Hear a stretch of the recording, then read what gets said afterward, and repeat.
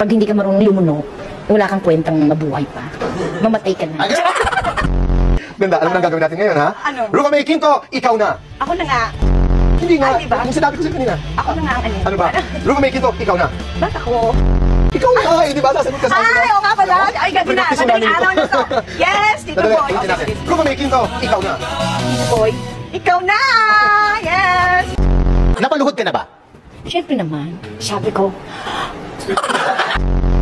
Lahat kayo, matitikman nyo ang batas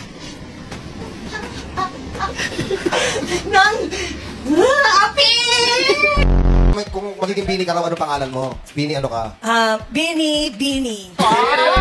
Pero huling katanungan nito, ano yung quote that you live by every day?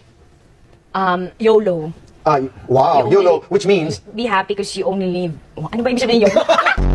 You only live once. Oo, Yan. you only live Kasi once. yun, diba? So parang di mo masabi bukas kung ano man ganap. So dapat laging happy kung may drama. Yun talaga may naman. Yun talagang malalaman mo may drama, pero hindi yung konti bagay lang, drama-drama ka na. Okay, huling hinya. Tsaka time is gold. Time is gold! Past is fast. And honesty is the best, honestly. Oh!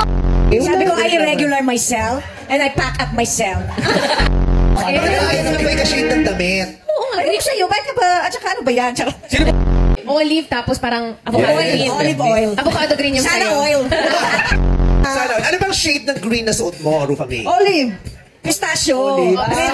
Ay, yung green ni Teddy, anong shade yan? Ayun yung olive oil. Olive oil. Po ay isang komedyante, hindi po ako negosyante. Kaya kahit kailan, hindi po ako nagne-nego-go-go-show. Para sa ulo ng mga nagbabagang balita, sa araw na to, todo na to! Dalawang kalbo, nagsabunutan. Isang basurero, magsampa ng kaso, binasura. Isang bahay na walang hagdan, inakyat. Oh, sa ngayon, nakastock up pa sa traffic. Mag-isa ang kotse. Kotseng blue. At tayo'y kumanan. And then, go straight to the point. Dire-diretso lang. Go, go, go. Drive lang ng drive. At pag-drive, ay nasa kubaw, ibabaw. Isang bala ka lang. Only bullet, bang, bang.